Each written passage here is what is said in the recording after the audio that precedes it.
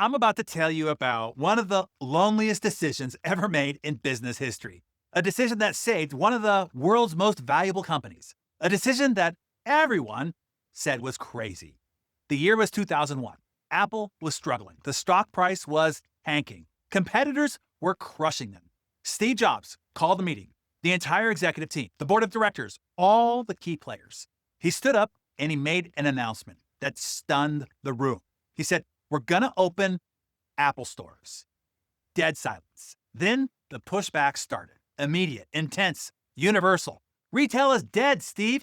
Gateway tried stores. They failed. Dell's direct model is the future. We'll lose millions. This will kill the company, they said. The board voted against it. His executive team opposed it. The media mocked it. Industry experts predicted disaster. Not one person in that room supported the idea, except Steve. And here's what he said. We're going to open stores. Not, I think, not maybe we should consider, not let's do more research. We're going to open stores. Decision made, end of discussion. That's the DNA of a real CEO. The willingness to make the lonely call, to bet everything on your vision, even when everybody else thinks you're insane. Today, Apple stores generate more revenue per square foot than any other retailer in the world. That crazy decision helped create the world's most valuable company. But here's what most people miss about Steve's story. It wasn't just one decision, it was 4 critical jobs that defined real leadership. According to Michael Porter at Harvard and Herbert Jolly, who turned around Best Buy, there are 4 jobs of a CEO. You're going to want to write these down. Job number 1, strategy. Selling the direction, making the big bets, the lonely decisions that everybody else might think are crazy. Jobs number 2, leadership team, choosing the right people. When Steve came back to Apple, he didn't hire 500 people. He didn't hire 50. He identified 5 A-plus players, including Johnny Ive, who was already inside Apple, but nobody recognized his genius. Steve did.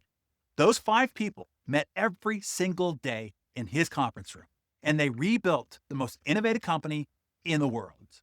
Job number 3, culture, creating the environment where excellence thrives, where execution happens, where people do their best work. And job number 4 is capital allocation, deciding where to invest and where to cut, how to maximize every dollar. Now here's the problem. Most CEOs think that they're good at all 4 jobs. They're usually wrong. And most entrepreneurs wearing the CEO hat are the weakest at the one that matters the most, capital allocation. They spend money on the wrong things at the wrong time for the wrong reasons, while their competitors invest strategically and pull ahead. Here's what's interesting. When Tim Cook was asked by the dean at Duke what his job as CEO of Apple is, he didn't list 4 things, he listed 3. People, strategy, execution. That's it. 3 words, 3 focuses. And notice that he put people first, not strategy, not execution, people. Because here's the harsh truth that most leaders don't understand. You can have the best strategy in the world, but if you have the wrong people to execute it, it won't matter. You can have perfect execution plans, but if your team isn't aligned, they'll fail. Everything starts with people. The right people in the right seats, surrounded by the right culture, can execute any strategy.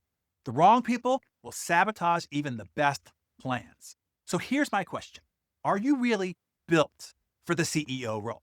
Can you make the lonely decisions when everybody else says you're wrong? Can you identify and attract A-plus talent? Can you create a culture of excellence where people push each other to be better and have the courage to push out those who cannot meet the standard of excellence? Can you allocate capital to the right resources quick enough, boldly enough, like your life depends on it? Because it does. If the answer to any of those is no, then maybe you should consider firing yourself and hiring a real CEO. Because here's what many entrepreneurs never want to admit.